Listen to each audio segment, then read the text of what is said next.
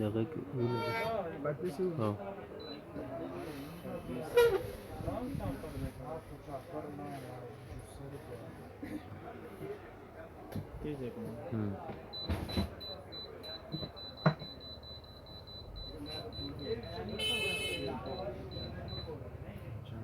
their rotation.